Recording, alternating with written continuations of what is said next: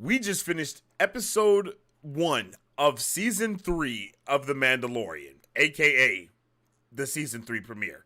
And I am at a loss for words at how incredible that first episode was. Before we got into the episode, I was talking about how Dave Filoni and Jon Favreau, they just do such a good job at handling Star Wars. And how much I was just kind of praising Clone Wars and Rebels, as I do, because they are incredible shows in their own right. And I was kind of saying that The Mandalorian is the middle ground of Star Wars with this new era that they're trying to get into, as to where you have Andor, which is super serious on the right side, and then you have like Boba Fett, and you have Boba Fett that's kind of more far on the left side, being a little bit more like, not, I mean, like the word is cringe that I want to use, but it's not that, because Star Wars is a little cringe, but it's not cringe. I can't think of the word right now. It's more just, it's just kind of dorky, I guess, or, it's just fun. Like, they do the, like, when you see the puppets and the animatronic things or anything like that with Star Wars, it makes sense for Star Wars, right? Because it's a different type of vibe that it brings. And Andor didn't have that vibe. Book of Boba Fett did, and then you had like Obi-Wan Kenobi that was a little bit more towards the middle, away from Book of Boba Fett, but it was still a little bit on the left side and not as serious as we all wanted it to be, even though it was incredible in its parts. But Mandalorian, for me, it's right smack dab in the middle of serious and the goofiness that Star Wars is right, like what Star Wars capitalizes on. And I love it so much more for that. Starting this episode out was the best. Like that beginning was beautiful with the young one that was, just getting his armor and about to become a true, like, not getting his armor, but gets his helmet, takes on the Creed, becomes a Mandalorian, and then you see Din Djarin flying in. Oh my God, that was peak right there. That was amazing. This episode gave us everything from Star Wars that we want. I love Star Wars is Western. Like, that's one of the key things with it. It also gave us those type of politics that we kind of look for. This liturgy, what in the world? This literally felt like a live action Star Wars Rebels or Star Wars Clone Wars episode. It's like, if you take Clone Wars and Rebels and mix them together, live action, you get the Mandalorian. Like that's just what that equals, man. And I think this show is going to be incredible, and I think this episode was such a banger to get us back into everything that we want and everything that we love from Star Wars, and none of that other BS that everybody has been kind of, every other person that has made Star Wars has kind of either just not followed the suit of Star Wars. Weirdly, it's just really weird. But Dave Filoni is like the protege to George Lucas, and he understands shit really well. So I know that when he was sculpting this episode, like this season, and just writing it and working with everybody and figuring out what the thing is going to be and all of that stuff, like, I could just imagine how much care he was really putting into this show, because you can tell from watching this show that there is this first episode was tailored to Star Wars fans. That's like, hey, we know you guys missed this, so we're going to give you this. This is what you guys have been missing out on, and we know that you miss it. So we're just going to get you right back into the action straight from the jump. Giant dinosaur, Komodo dragon, lizard monster fighting Mandalorians, like, in the first 5 minutes of the show. That's how we started. Like, how do you not get hype off of that? It's like, bro. Like, how do you not get hype off of that, bruh? Like, there's no way you don't. It's just amazing. That's just amazing. I truly cannot believe this first episode. And then we go on to seeing just Mandalorian. Okay, this show feels like a video game mixed in with all that other stuff that I said before. So this show is like Star Wars Clone Wars, Star Wars Rebels, and like Star Wars Jedi Fallen Order all like mixed together and with a little bit of Western splashed on it nicely. And it just it's like yeah, this shit is peak. I love seeing. I can't think of his name because I'm so hyped right now. I can barely formulate a sentence right now. But Greg, nah, his name's not Greg. It's like Macaw or something, bro. I don't know why I'm saying Macaw. I know that's not it either. Grief Karga, that's what his name is. Macaw. What the hell am I talking about?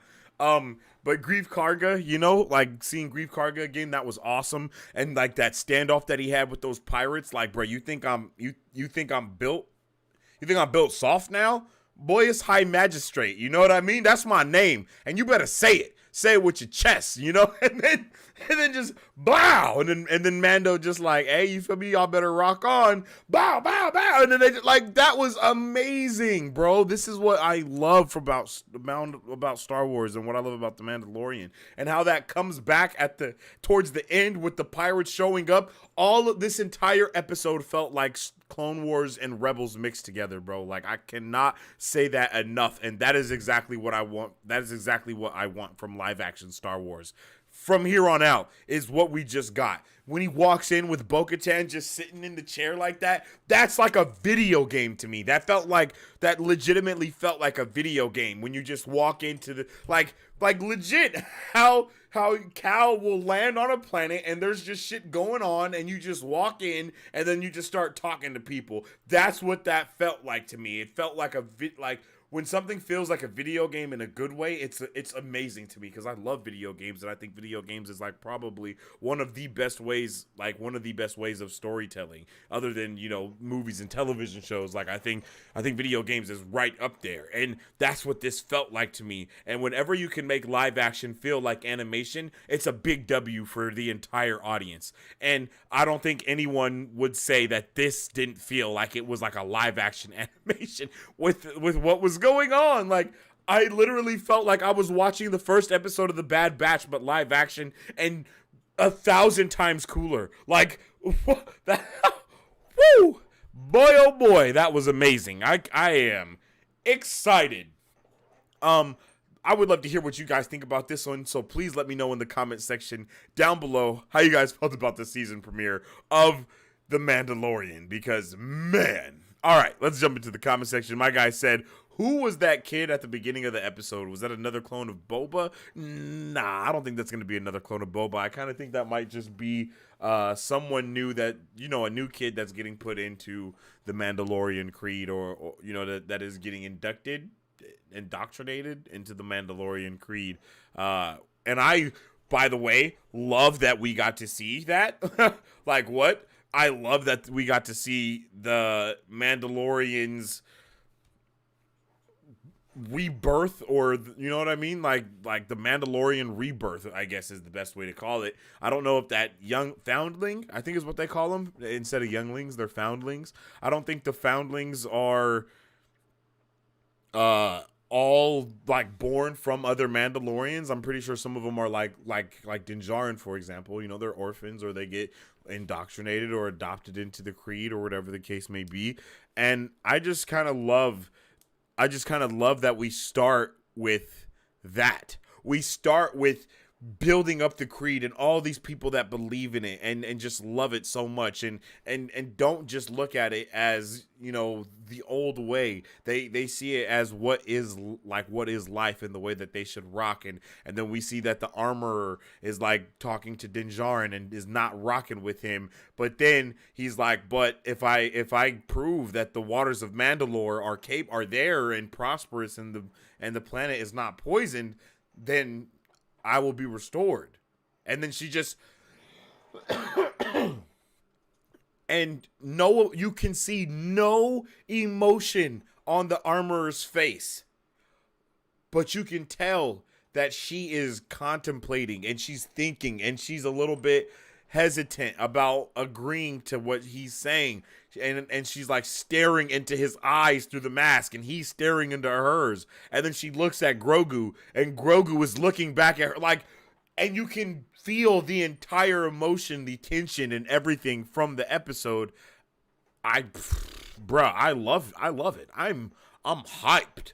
Like, I am hyped, I am excited, and this has got me prepared for the rest of this season, and it has only increased my hype level for what is going to be Ahsoka. Like, this is all build up to get us ready for Ahsoka as well. Like, Ahsoka is going to be Dave Filoni's passion project, and looking at this, man, oh man, is like I am so happy, and like I just don't even know what to say. And then, like I was saying though, starting the episode building up the creed, almost being indoctrinated ourselves with the foundling, right? We are also becoming Mandalorian with him because we're coming back to the way, the same way that Din Djarin is coming back, right? We're all coming back to this place, and that's what it feels like.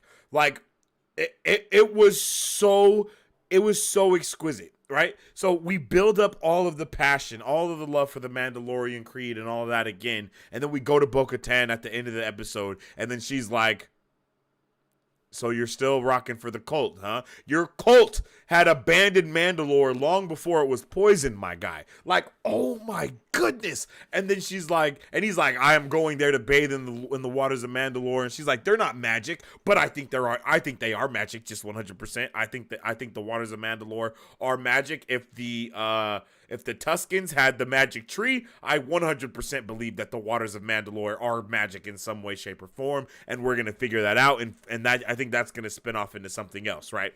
So then he walks out with her saying, this, like, you're foolish, this is dumb, and this is stupid, literally shitting on the creed and his entire like mission that he is on right now to restore his honor. Man, that's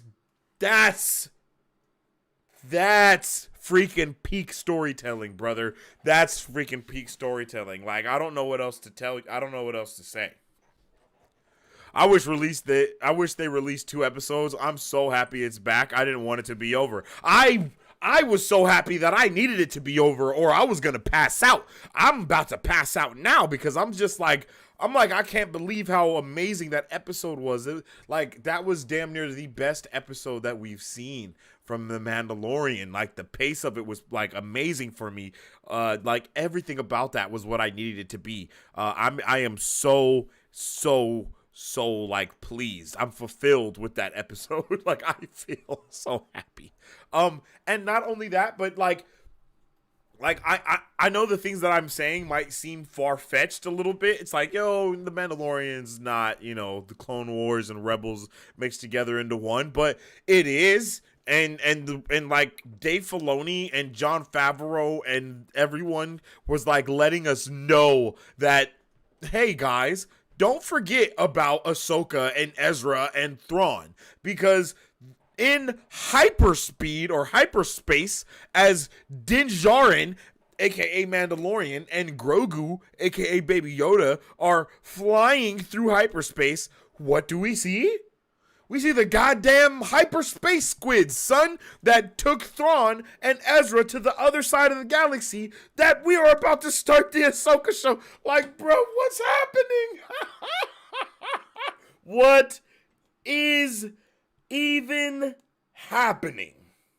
So happy. So amazing.